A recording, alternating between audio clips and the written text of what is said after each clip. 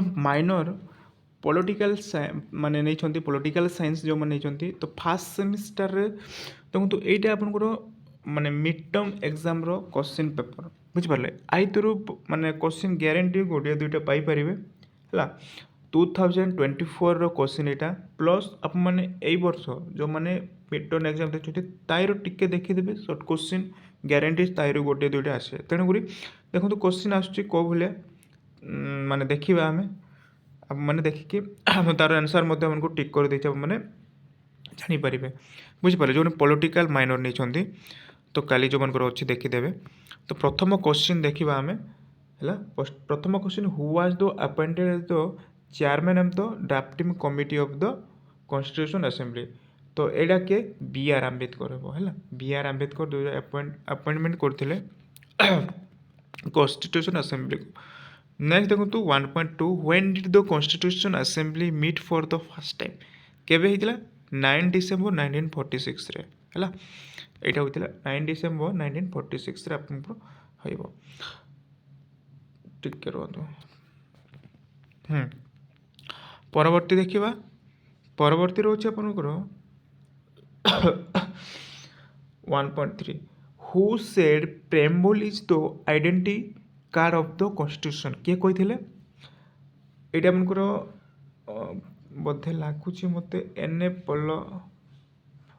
पलकेबल ना कौन टिके मतलब डाउट लगुच है टिके देखीदेवे यहाँ टे हु सेड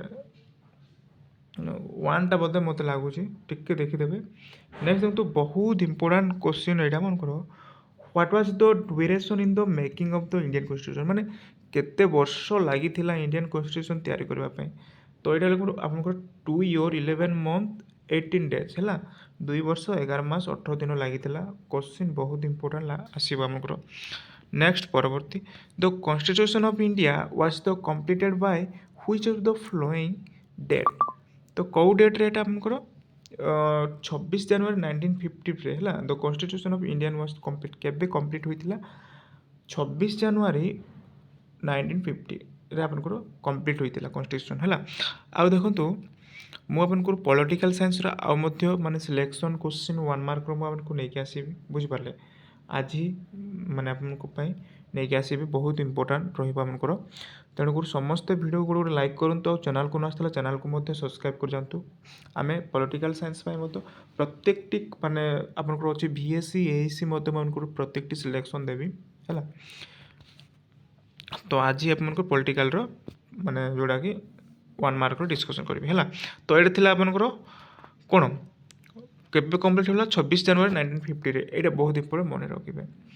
देखंतु शॉर्ट नोट आपनकर रहिबो आपनकर एटा मिड टर्म रो माने क्वेश्चन आंसर माने previous year question answer any one question the preamble of the Indian constitution विषय लिखिबा पे कहूची हैला द ऑब्जेक्टिव रेजुलेशन विषय लिखिबा पे कहूची बुझि पारले तो लिखिबे आ लॉन्ग क्वेश्चन देखंतु माने देखिदेबे लॉन्ग क्वेश्चन केमिति आसुची